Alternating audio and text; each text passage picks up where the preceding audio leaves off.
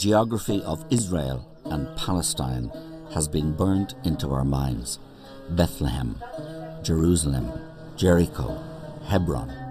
Names we are familiar with from school and history. We're also familiar with them from news reports, but with Syria and the terrorist threat now dominating headlines coming out of the region, Israel and Palestine have fallen off the radar. While politicians, diplomats and journalists are focused elsewhere, the situation facing people living through this long-running conflict continues to worsen. 2017 marks the 50th anniversary of the war that defines the modern and highly contentious geography of the region. Since 1967, Israel has militarily controlled much of the West Bank, land the international community recognizes as being the basis of the intended Palestinian state. 50 years on from that war, people in the region continue to live a daily reality of occupation, segregation, restrictions of movement and violent conflict. And as we approach this anniversary, I travelled with international aid agency Troker to Israel and Palestine to see how the lives of people in the region have been affected by 50 years of conflict. We're not equal, we don't have the same rights, so this is apartheid. This is obvious apartheid. You go out to the street, throw some shot grenades, knock on some doors, make some noise, run to the other corner of the street, invade another house, wake up the next family, and that's basically how you pass your 8-hour shift. There's ongoing blockade, there's deepening poverty, there's rising unemployment, and there's no hope. This is occupation, this is wrong, this is a violation of what I believe in as a rabbi from my Jewish tradition. It is a violation of international law. This big elephant is in the room and nobody sees this elephant and nobody wants to see the elephant. And the elephant is the Israeli occupation. Most of the Israelis don't care about it, have no moral doubts about it, have no question marks and don't deal with it at all.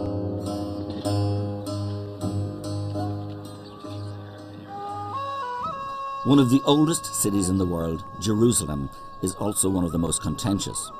With some of the holiest shrines in Judaism, Islam and Christianity located just yards from each other, Jerusalem's old city is thronged with tourists. But while history attracts tourists into Jerusalem, it has also trapped the city into a bitter power struggle. In 1948, the State of Israel was created. Jerusalem was intended to be a shared capital for both Israel and an envisaged Palestinian state. But since the 1967 war, Israel has ruled both Israel West Jerusalem and Palestinian East.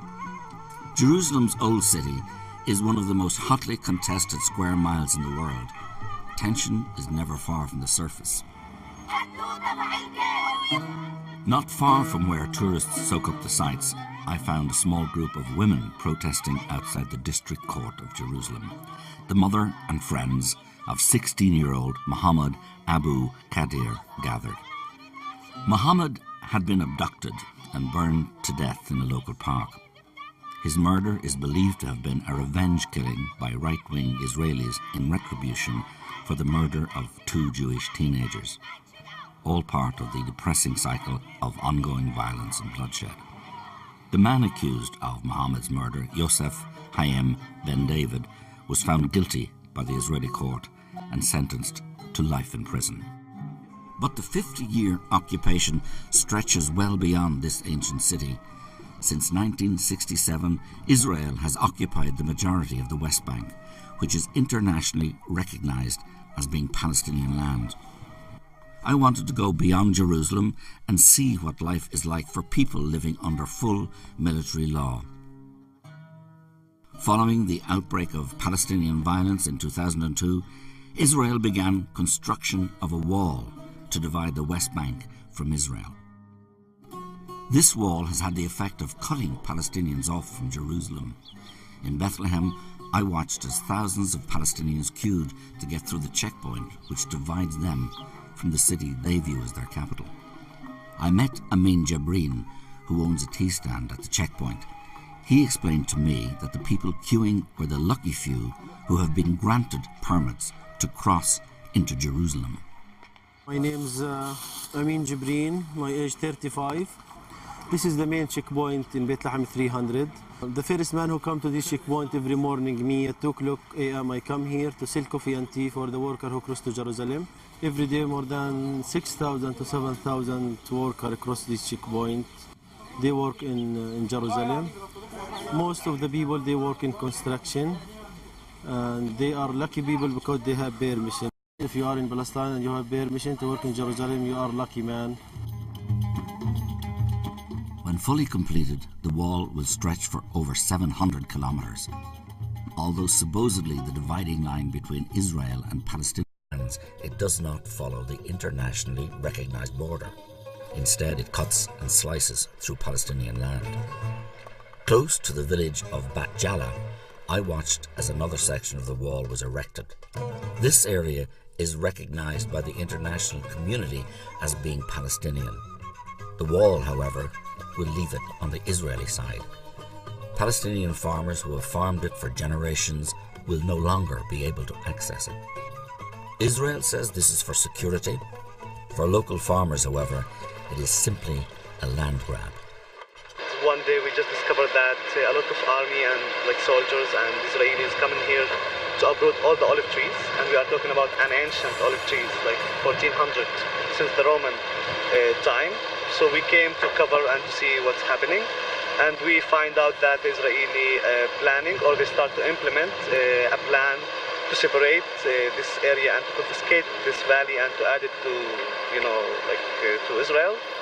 And of course, a lot of international activists and a lot of Palestinians, we came here and we were demonstrating for weeks and weeks, and of course a lot of tear gas, a lot of shooting on the activists, and we couldn't, as a people and activists, to stop their project and their buildings here. All the time we were able to come here and to work, to cultivate our trees and our fields. Now we will not be able anymore. Now we are filming what's happening, and the soldiers up there, if you see, they are calling us on the mic, saying we need to go and to leave this area. But he just said, yeah, just go behind the wall, which is just built now. And he said, this is Israel now, you can't be here anymore in our side. I told him, I've been here, maybe before you come here, and you know this area. I've been coming here and work here in this valley since a lot of years.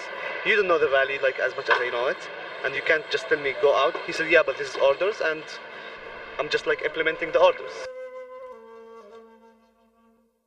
The wall is just one way in which Israel is gradually confiscating Palestinian land. Throughout the West Bank, Israel continues a plantation project aimed at populating the area with its own citizens.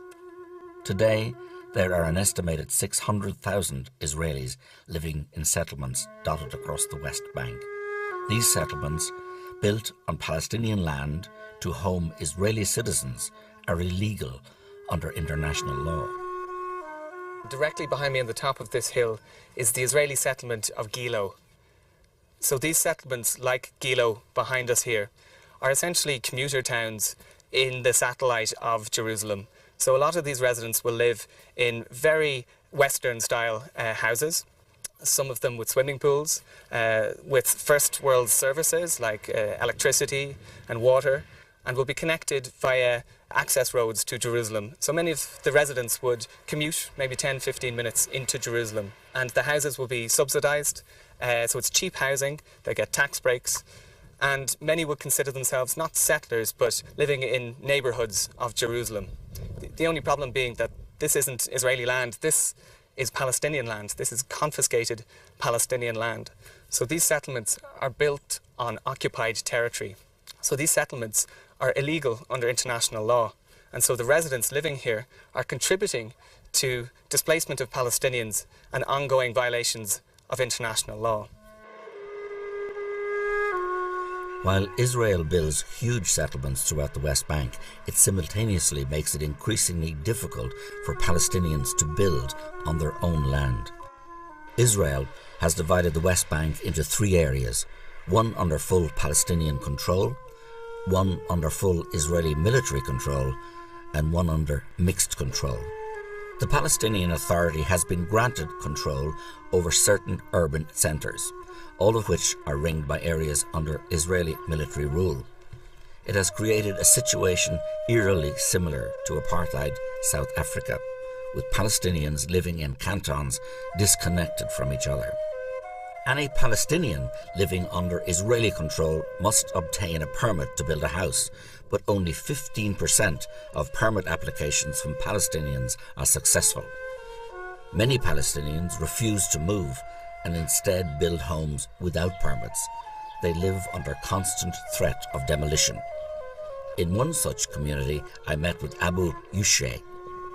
كانت العائلات قليلة في الأيام هذيك يعني فصار نمو طبيعي للسكان وانجبرنا إنه نتوسع يعني اللي بده يتجوز اللي بده كذا بده يبني له بيت فالإدارة المدنية منعت إنه نقيم بيوت في هذه المنطقة من حتى الأيام هذه من الأيام هذيك لحتى أيامنا هذه يعني صرنا نبني بركسات من الزينكو مثل هذول البركسات يعني لأنه بدنا نعيش فيعني من هذيك الأيام لأيامنا هذه كل سنة كل 6 شهور في عندنا هدم يعني هدم للبركسات هدم للبيوت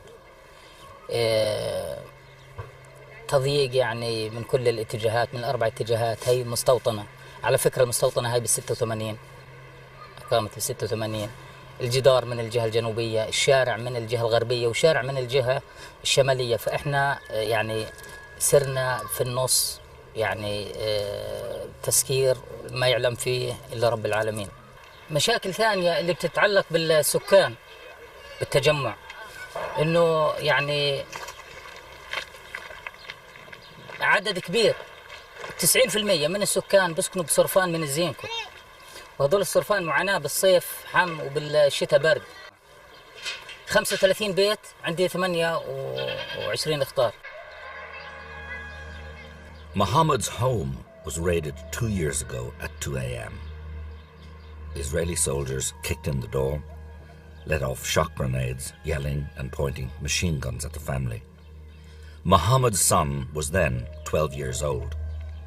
The trauma that night had a profound effect on him. He lost the power of speech. 2 years later, he still cannot talk. I was taken aback and saddened by what I had seen, but I wanted to hear the other side of the story, so I met with Emmanuel Nashon, head of press at the Israeli Ministry of Foreign Affairs.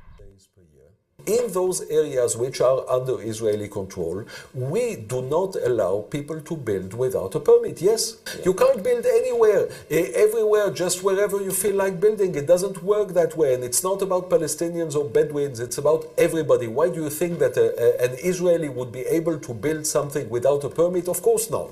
It depends whether you really want to build something for yourself or whether you are trying to create a provocation. And my feeling is that some of those building initiatives, which unfortunately are also supported and financed by EU member states, their only purpose is to create a provocation. What we see is a situation in which EU member states and the UN actually give a de facto support to people who are building illegally. Even within Israeli society, a vocal minority questioned the policies of their government. I met one such critic who is not only Israeli, but also a rabbi. Rabbi Arik Asherman opposes home demolitions and settlement expansion. Our work ranges from legal work in the Israeli court system to return land to Palestinians, to prevent Palestinian homes from being demolished, to prevent takeovers, to work with the international community, which has been crucial for keeping these people in their homes when there is an intense drive and push by the state of Israel using all of its power to move these people out of their homes. And sometimes it can be on the ground work, physically accompanying the farmers when they are harvesting, or the shepherds, or getting to their trees, or whatever has to be done so they can do so safely. Rabbi Arik's work brings him directly into conflict with the Israeli state and with settlers. Even his status as a rabbi offers him little protection. On a recent routine visit with Palestinian farmers to an olive grove, Rabbi Arik was attacked by a masked settler who threatened to stab him. He was lucky to escape with his life. Despite violent confrontation, he is still determined to speak out in support of Palestinians facing home demolitions. We visited one such community where he has campaigned to keep the bulldozers at bay. Fatima and her family and the other families of Susia are still in their homes today. And that's not something that should be taken for granted. And yet, they are living by the skin of their teeth, scraping out a living, not being able to fully live in dignity on their own land because of all the intense pressure being applied in every imaginable way by the state to get them eventually to move. It becomes a human rights issue when, in the name of a negotiating position, agree with it or disagree with it, you try to basically expel people from their homes. And that's what we have done here. This is occupation. This is wrong. This is a violation of what I believe in as a rabbi from my Jewish tradition. It is a violation of international law. Close by, Rabbi Arik brought me to another community who are waiting for a date in court to appeal against the demolition of their home. We're here in a small village, a community called Tarek in the south Hebron Hills, and we've come here today with Rabbi Arik, and he's negotiating on behalf of the community here to prevent this house behind me being demolished. They're in court tomorrow morning, and the homeowner says that if this demolition order is carried out, they'll have to return to living in tents. They had to build without a permit because they had a new family and they couldn't get a permit. Now he's asking, what would you want to tell the judge? What are you going to do if you come and demolish your home? I'd like to tell the judge, before you were a judge, you were a little boy or a girl, and then you grew up, and then you got married and you built a home, and we're the same. Would you agree that someone would come and demolish your home and leave your children without a roof over their heads, exposed to the elements and to the sun? You may be a high court judge, but you're also a human being. And you should understand from your human feelings that we just want to live and have normal lives here. The difficulties Palestinians face in gaining building permits also extends to other resources. According to Human Rights Watch, not only are building permits difficult or impossible for Palestinians to obtain in 60% of the West Bank, Palestinians also have limited access to water, electricity, schools and other state services that are readily available to Israeli settlers. Water is among the most contentious resource. I visited one area where locals say their traditional water supply has been rerouted to serve settlers. We're here just outside Jericho at the Aluja Spring. This, as you can see behind me, is a dry spring bed where before water flowed freely all year round. That is until 1967, when the Israelis came in here and built this pumping station behind. And now the pumping station pumps an enormous amount of water from here, depriving the local Palestinians of water for their agriculture, water for their homes, and it goes directly to the settlements. The Palestinians can get some of the water back, but they have to pay for it. The charge is hotly contested by the Israeli government.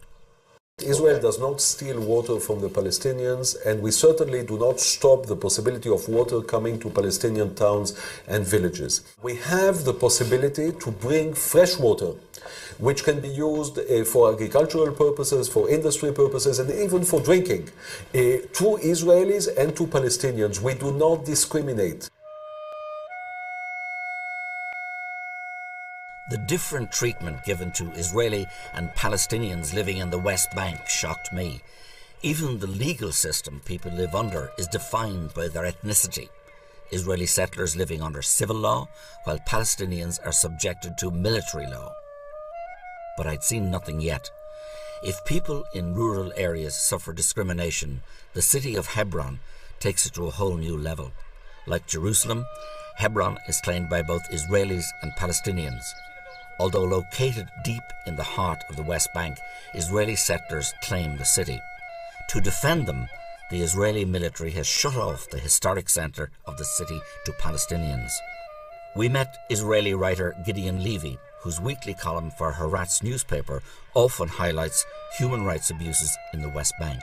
If you want to see the Israeli apartheid in a nutshell, go to Hebron.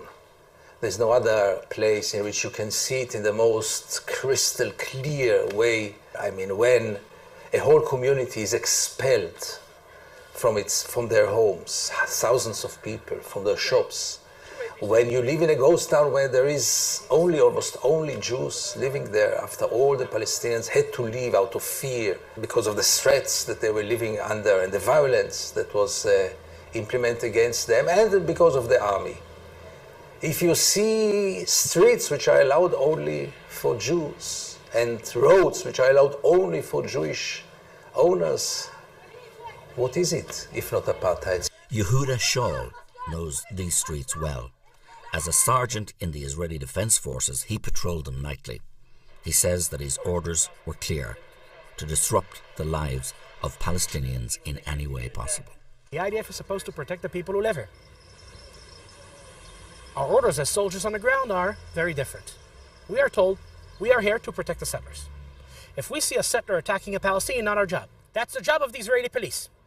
So I stand in a post, and I was standing in a post, and dozens of times, right in front of my eyes, settlers are beating up, are throwing stones, are breaking windows, are cutting electricity lines to a Palestinian house, and my orders are not to interfere.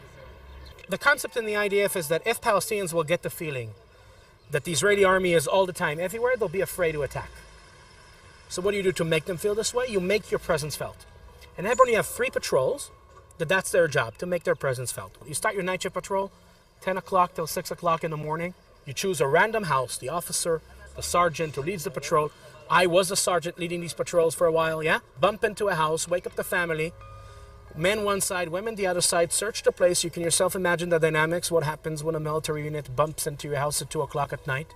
Finish searching the place, you go out to the street, throw some shock grenades, knock on some doors, make some noise, run to the other corner of the street, invade another house, wake up the next family, and that's basically how you pass your 8-hour shift.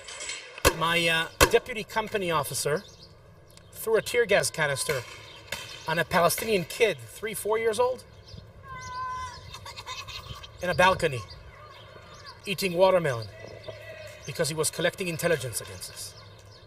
Yeah, the guy was this size. He was having a competition with his radio guy whether who can fire a tear gas canister into a Palestinian home while the family is inside under curfew, cannot leave. A sergeant in my company killed a Palestinian young man with a rubber-coated bullet to his chin from around 10 meters away. Shaul's actions in Hebron eventually led to him questioning the Israeli military's presence in Hebron and throughout the West Bank. He went on to establish Breaking the Silence, an organization of former Israeli soldiers who now campaign against the occupation of Palestinian land. The turning point for me was towards the end of my service. I was based outside of Bethlehem, and I was suddenly able to see myself in the mirror. We basically started having these conversations about things we've done and seen. And the one thing we kept bumping into was the realization that people back home in Israel have no clue. You know, like, our own society is sending us here to do the job, so to speak, without understanding what doing the job means. So we decided to bring Hebron to Tel Aviv. That was our slogan. Yeah, we wanted people back home to know what's going on. The Israeli occupation is not in the Israeli discourse. People know very little about the occupation. People don't know about the occupation, don't want to know about the occupation. Most of the Israelis have never been to the occupied territories, and they couldn't care less. And in June 1st, 2004, we opened a photo and video exhibit in Tel Aviv. We were 64 people from my unit. Our photos on the walls, our faces on the screen with video testimonies about what we've done. We became the story of the country for the week. If you would come to me 12 years ago when we started and tell me that today I'll be sitting here after about 1,100 soldiers broke their silence, I would probably laugh in your face. And here we are, after about 1,100 soldiers broke their silence, understood what they've done. Yeah, stood up in front of the mirror, saw himself in the mirror, and took a stand and broke the silence. And their story is now up here in front of our society, demanding from us as a society to take responsibility. That's for me the most important thing. Today, Shaul works with the very Palestinian communities he once ruled over. Among them is Abel Rahman Samalia. My name is Abdurrahman, and I live in this house. This is my house. This is where I live. If a settler came to my house and attacked me in my house, if he went to the police station and said that I attacked him, by the law, I'm guilty until I prove the opposite. So by the law, I will go to jail.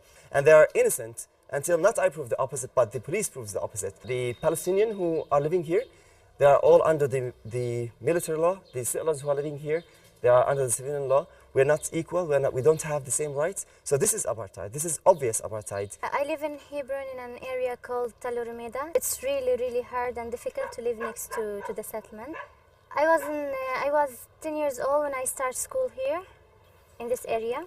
From 10 years until maybe 18, and it was the same, like it was all attacking. They attacked us physically, they throwing stones, they throwing dirty water, eggs, anything you imagine. They can do anything you imagine. I'd never seen anywhere like Hebron before. A ghost town filled with the pain of people who had been evacuated. It was eerie to walk down its empty streets.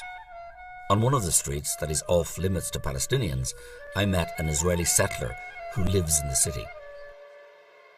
First of all, welcome to Hebron. It's the first historic Jewish city. There are many Jewish livers here, and they're not settlers. We're not settling foreign land. This is our land. We lived here before the establishment of the state or anything like that. So we are the indigenous people here. I'm not saying there aren't other people that lived here for years. And I wish we can go back to the day, the way it was beforehand, where we lived side by side with true, real peace. There's organizations, NGOs, who mask themselves as human rights or whatever they want to call it, which use it as an agenda to spew that hate and that violence and keep it going, because if us and the local Arabs work it out, then they don't have a reason to exist. His words echoed those of official Israel. Israel continues to build settlements, and then the UN have recently said that the settlements, I'm just quoting this, are in direct violation of Article 49 of the 4th Geneva Convention, which forbids an occupier from transferring its own civilians into the territory it occupies. Well, we have a disagreement. We have a legal disagreement with the UN. And you don't agree with the UN on that? No. We do not agree on that statement at all. And the reason is the following. We do not consider this land to be occupied land. We have demonstrated time and again that when there is real peace, we are willing to uproot settlements. We have done it in Egypt. We have done it unilaterally in the Gaza Strip. The settlement blocks, which are most of them, or all of them rather, in the vicinity of the Israeli border, are meant to stay under Israeli sovereignty. But what we have discussed with the Palestinians some years ago was the possibility of a territorial exchange. We see the activity of settlement building as something which is not against international law, and something that needs to be discussed together with the Palestinians. But if the conflict in the West Bank is a gradual and systematic one, the situation in Gaza is more upfront. 41 kilometers long and 12 kilometers wide, Gaza is a tiny, self-governing territory that is home to almost 2 million people. With both Israel and Egypt having locked its borders to all but a select few, the majority of Gaza's citizens are trapped. It has become, effectively, the world's largest open-air prison.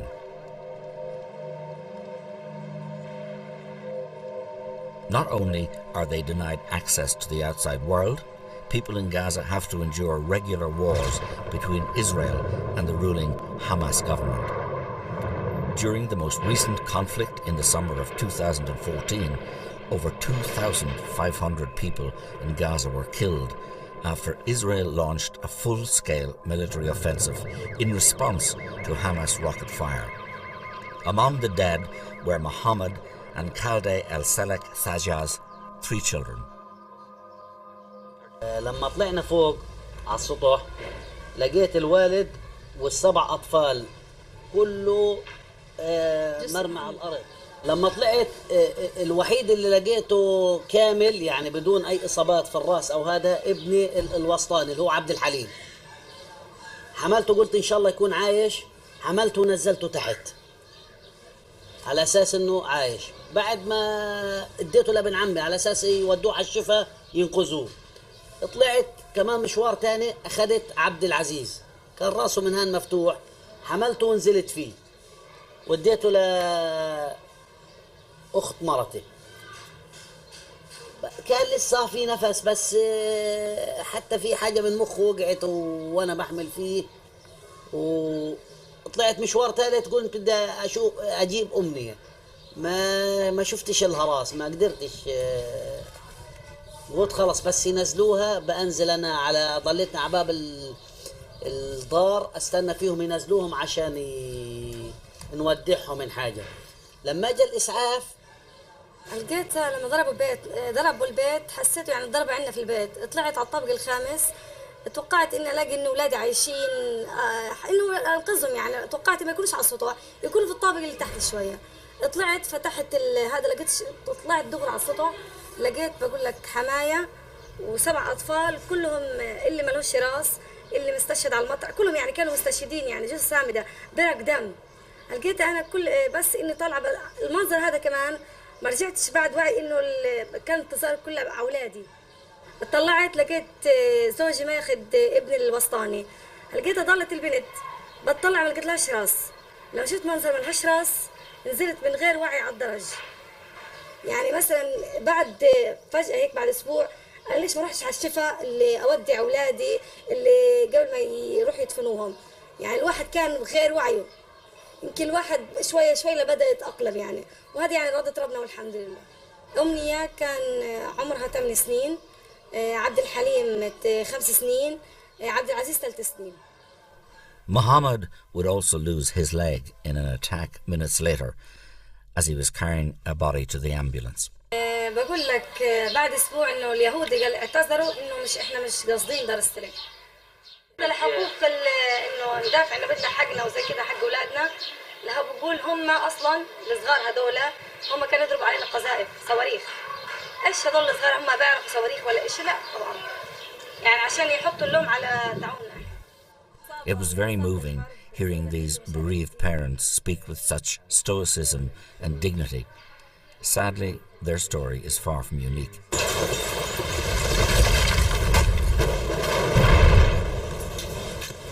On the 10th day of the conflict, an Israeli missile hit the house of Talal Mohammed al-Hallow's brother. صاحب البيت اللي هو أخويا وزوجته مسنين وبناتهم وأطفالهم كلهم راحوا في البيت بالسواء مع الأرض.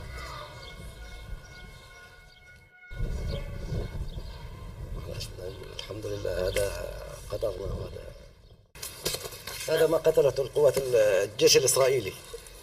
أطفال عمره 6 شهور سنة وسنتين، الأب والأم، ولا واحد فيهم في مقاومة، ولا واحد فيهم عسكري، ولا واحد فيهم لا حماس، ولا فيهم فتح، ولا في جندي، ولا في أي علاقة بهذا الشغل. قتلوا أطفال ونساء. Layla al-Hallow lost her daughter during the war. طول الليل هي بتراسلني، تسأل عن يما كيف انتوا؟ اقول لها يما احنا بخير الحمد لله رب العالمين. طول الليل لحد اول الليل وهي بتسأل علي، تطمن علينا، اقول لها يا الحمد لله بخير. لحد تقريبا الساعة 3 إلا 5 بالضبط آخر مكالمة إلها كلمتني. هي آخر مكالمة إلها كانت الساعة 3 إلا 5. ساعتها بعد تقريبا 3 إلا 5 وقع الدار على البيت عليهم. صرت أرن عليها جوالها يرن بس هي ما فيش حد. صار ابني يطلع من الشباك يشوف لقت بيته بالكوم تراب. Israel maintains that these wars are the inevitable result of Hamas aggression. There is no doubt that Hamas and other militant groups are guilty of war crimes by indiscriminately firing rockets into Israel. Human rights groups and the international community point to the disproportionate response of Israel. During the 2014 conflict, approximately 1,500 Palestinian civilians were killed in Gaza, compared with 6 Israelis. The chair of the United Nations Independent Commission of Inquiry warned that the extent of the human suffering in Gaza was unprecedented and will impact generations to come. Despite the massive civilian casualties and international condemnation, the Israeli government maintained that they are fighting a war on terror. Hamas will use whatever it can in order to try and hurt Israel, even if the price is hurting their own population. There is no better way to describe Hamas. It's a bunch of Islamic hoodlums who have taken them over. It's a dictatorship. It's a bloody dictatorship. Imagine the following dilemma, and those are dilemmas that we have been facing every day. A group of Hamas people start shooting rockets or mortars from a schoolyard. Do we shoot back? Don't we shoot back? Whatever we do, it's bad. Walking through Gaza's streets, the impact of the ongoing blockade and cyclical violence was obvious. 1 in every 2 people in Gaza do not have enough food to eat. 1/3 of the population are reliant on food aid. Basic infrastructure such as water, sanitation and health services are crumbling at the seams, while the unemployment rate at 42% is one of the highest in the world.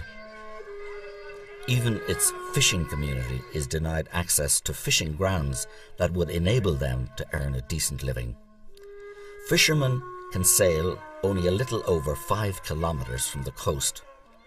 Many claim that Israel denies them even this limited access. سامع عن الجوجا صياد لي 15 سنة في البحر. عميل ونص على شاطئ رفح في الليل سارحين عتمة اللي بنشتغل في الصناع. بقى على 3 ميل هو مفتوح البحر، عميل ونص احنا بنشتغل يعني في الامان، ضاويين ضوء يعني الاشاره ان هينا صيادين، لا ادانا انذار ولا اي شيء، طب علينا اطلاق نار. مين هذا؟ الطراد الاسرائيلي.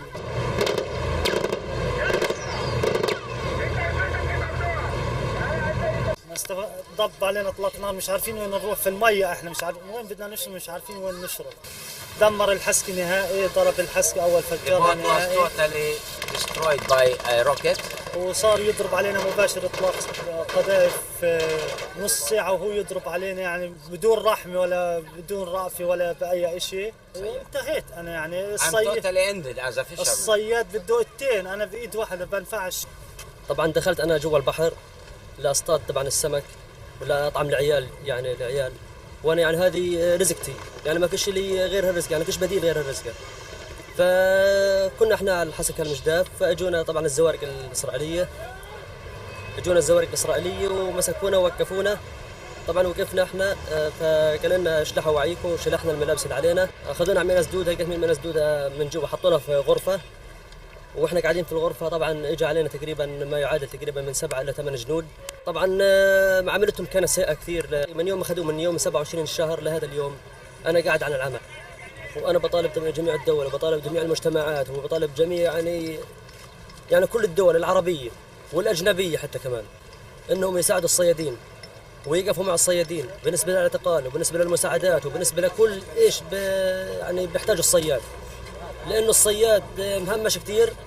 واحنا طبعا انا لما بنزل البحر بكون يعني فيش ثقه، يعني بكون نازل وانا خايف البحر، لانه من اعتقال من اي امور ثانيه، يعني فيش يعني هذا الناشده بالصحيح. Generation after generation now, what grows in Gaza is a huge human tragedy. Even the UN declared that by the year of 2020, Gaza will not be a place where human beings will be able to live. And it's unbelievable how the world is watching it and does nothing about it. Sister Bridget Ty from Sligo has lived in Gaza since early 2015. She says that the biggest problem here is not violence or poverty. It is the complete loss of hope. I have a background in nursing and midwifery and management, and I speak a bit of Arabic and I know the Middle East, so I feel that I can bring something useful to the people here. What I saw at the beginning is what anyone can see: the poverty, the broken homes, the children on the streets. But as I get to know the people, that's when I hear the other things: the hopelessness, the fear for the future. Their children, 6 years old, have lived through 3 wars, so they're traumatized, they're clinging, they're crying, they're bedwetting. There's a lot of violence, domestic violence, because the people are traumatized. So the longer I stay, the more I see, and I actually feel it in myself, the hopelessness that is pervasive in Gaza. With the help of organisations such as Trócaire, Sister Bridget delivers medical care to children in Gaza. One of the biggest issues children face is trauma. Ola Dweek, a child psychologist who works with Sister Bridget, explains.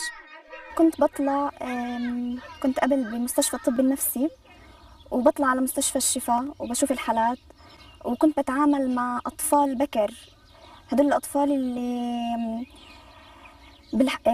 كانوا على البحر وبيلعبوا كورة اجت الزوارق ضربت فاستشهد منهم 3 وبقي منهم 3.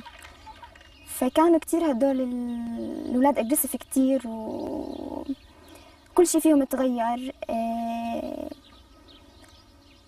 وصلوا لحالة ذهان إنه خرجوا عن عقولهم. هدول الأطفال تعاملت معهم فترة معينة لكن بعد هيك تركتهم ما كملت معهم.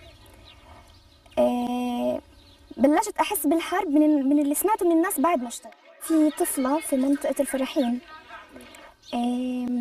هاي منطقة الفراحين كلهم طلعوا من بيوتهم في الحرب. الطفلة هاي خسرت أخوها. أخوها كان بيعتبر لإلها الصديق والأب والأم بتحبه أكتر من أي حدا. فقدته قدام عينيها كان راكب على فزبة. فلما شافته لحتى الآن بنت بتعاني إنه حاليا بتكتب رسائل لأخوها بتجيب لي هاي الرسائل عشان أقرأها. إنه على طول بتحلم فيه بتشوف كوابيس في الليل. فهاي البنت أثرت فيها لأنه صار لي بتعامل معها سنة كاملة بس لحتى الآن كل ما بتيجي بتحكي عن أخوها. So we've known these people for 2 or 3 years. Some of them lost their homes, some of them took in other people, and we've seen them grieve, try to get their lives together, try to move on, try to look forward. But look forward to what? You saw the number of children. What's the future of those children? Sister Bridget's assessment was sobering, but it was also accurate. When you speak with people in Gaza, you can feel the hopelessness. The United Nations has questioned the short-term viability of Gaza, warning that by 2020, many basic services will have collapsed. I wonder what chance there is of peace when young people in Gaza are being raised in an environment where they have a limited future. Such a situation plays into the hands of the extremists.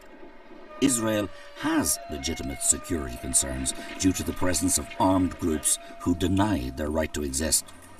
And by condemning all of Gaza's people to inhuman lives, they succeed in swelling the ranks of these groups. Without political movement, the cycle of violence seems destined to continue. I've just spent 2 days in Gaza, an extraordinary experience. I'm here in a caged area between Gaza and Israel. It's no man's land. We passed through 2 checkpoints down there, Hamas, Fatah, Palestinian checkpoints, back to back with Israeli checkpoints. It's like nowhere I've ever been. It's an open-air prison, 1.8 million people surrounded by a wall on one side and by the Mediterranean Sea on the other. And that sea is constantly patrolled by Israeli gunboats. We have met people who have been devastated by the war, families who have lost up to 11 people, children with horrific injuries. Having spent time in Gaza and the West Bank, it was very difficult to come away feeling positive. The conflict seemed so intractable, so deep and so ingrained. However, there are voices for peace. Before I left, I had a chance to meet a group of Israelis and Palestinians who work together. Combatants for Peace is an organization of former soldiers and militants who have joined together to call for peace and justice for all. I joined them outside of Bethlehem on their monthly rally in the shadow of the separation wall.